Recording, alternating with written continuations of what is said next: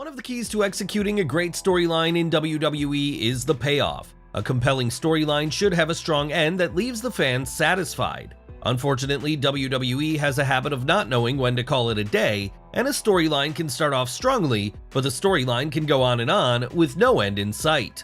So with that being said, let's look at 10 WWE storylines that overstayed their welcome.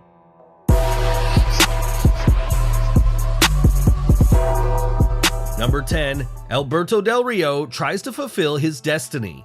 When Alberto Del Rio arrived in WWE in 2010, he was instantly catapulted into the main event scene.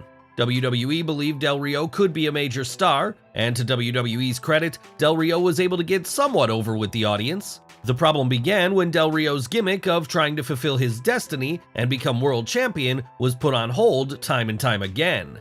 Del Rio won the 2011 Royal Rumble, and it looked like he was going to overcome World Champion Edge at WrestleMania 27, but this didn't happen. Del Rio then lost other world title opportunities until he eventually cashed in on CM Punk at the 2011 SummerSlam event.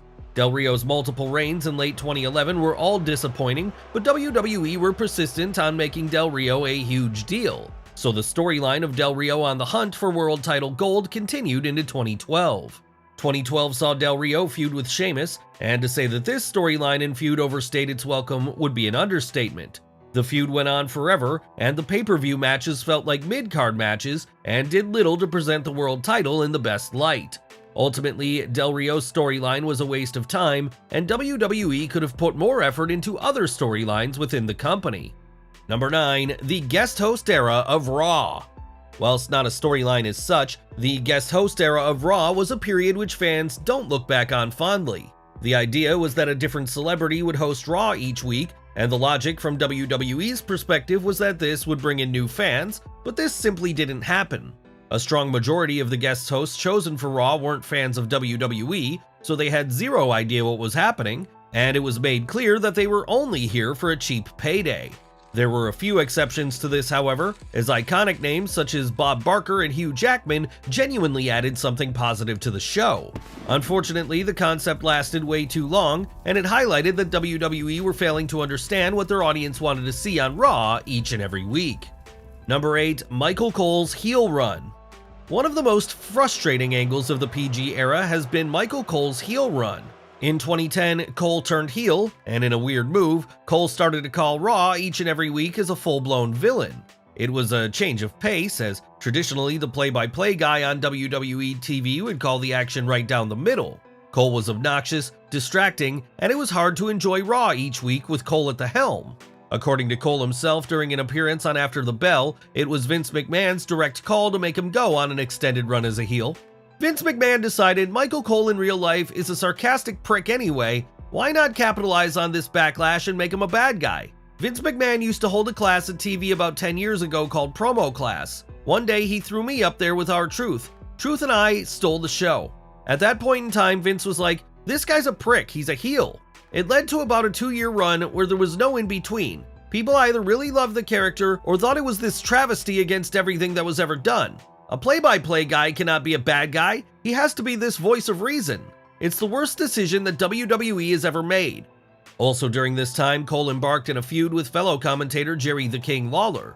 This also lasted way too long, and the two were even awarded with a lengthy WrestleMania match. The storyline of Cole as a heel was an interesting experiment that ultimately failed in a huge way, and hopefully WWE never does anything similar again. Number 7. The anonymous Raw General Manager. Speaking of Michael Cole, Cole was a key part in yet another storyline that went on for far too long. In the summer of 2010, Raw's new authority figure would be presented as a mystery figure who controlled the show by sending emails to a laptop. When an email was received, Cole would stand on a podium and read the announcement to the disdain of the crowd. Fans at first had high hopes in terms of who would be the mystery authority figure, with names being thrown around including Triple H and Eric Bischoff. It was later revealed that WWE had no concrete plans in place, as 2 years later, the anonymous Raw GM was revealed to be Hornswoggle in one of the laziest reveals in company history. Number 6. Sasha Banks tries to vanquish Charlotte Flair.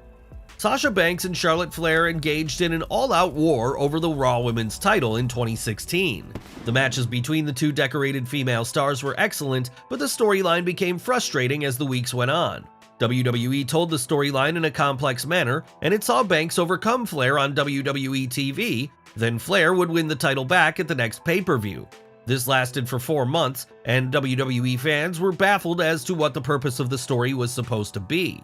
The storyline made Banks look completely incompetent as a babyface, and the hot potato between the two with the title didn't exactly add a ton of value to the women's title itself. Number 5. Roman Reigns tries to silence Baron Corbin. In late 2019, Roman Reigns entered into a feud with Baron Corbin. This feud would receive widespread criticism from fans, and it even led to Reigns having enough of WWE creative. The feud between the two lasted for months on end, and the feud was completely lifeless. Elements of the feud were so insultingly bad, and it was clear that certain segments were designed to make Vince McMahon laugh. Paul Heyman would discuss how much the infamous feud weighed on Reigns during an appearance on Rick Rubin's Tetragrammation podcast, and this is what he had to say.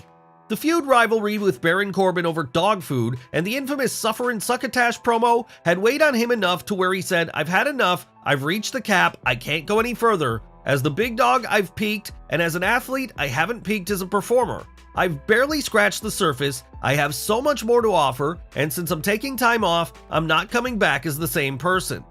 Number 4. Kane and Lita's romance. Kane has notoriously been involved in several outlandish and insane storylines throughout his career, but perhaps the most notable was the time he began a storyline with Lita during the Ruthless Aggression era.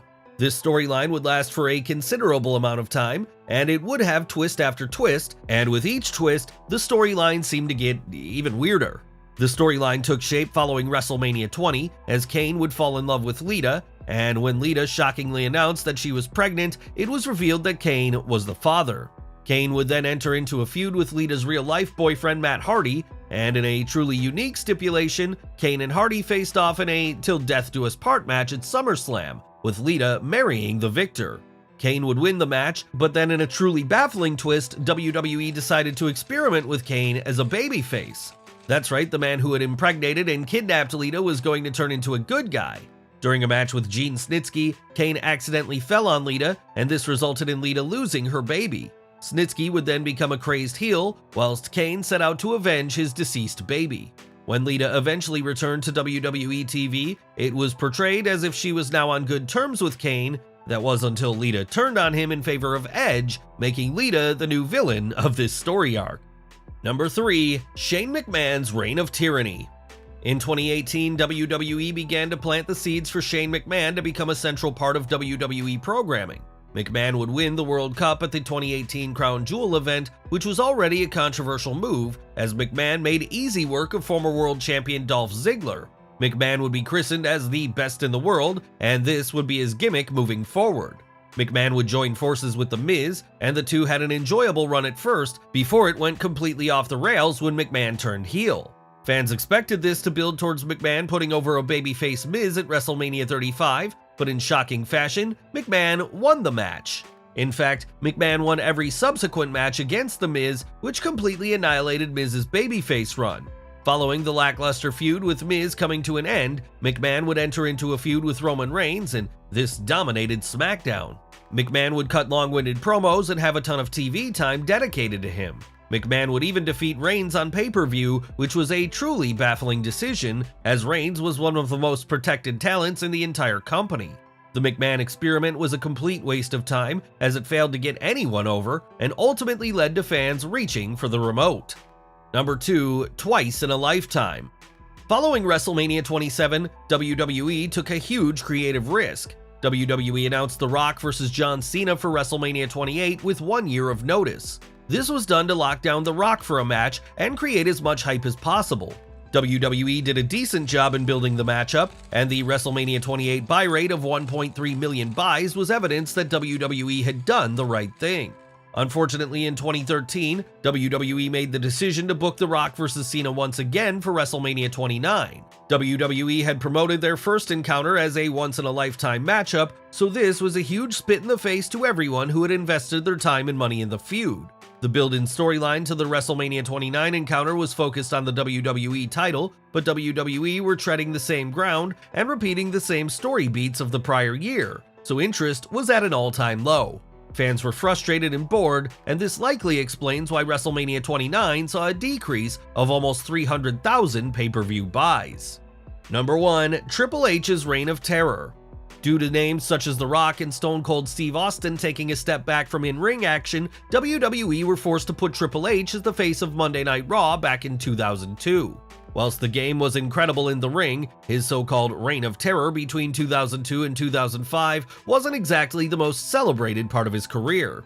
For years, the game dominated Raw, and he seemed to defeat every babyface who came into his path. Rob Van Dam, Kane, Randy Orton, and Booker T all could have defeated the game and vanquished the top heel on Raw, but WWE persisted with having a heel dominate Raw. A lot of fans switched off the product during this time period as Triple H became completely insufferable. From WWE's perspective, there is perhaps an argument to be made that Triple H was the biggest star on the show, so it made business sense to revolve the top story arc around him. But that argument won't be popular amongst fans of that respective era. The 3-year-long story arc would thankfully come to a close at WrestleMania 21. The game would put Batista over in the main event of WrestleMania, and this started a path of Triple H going in a slightly different direction in WWE.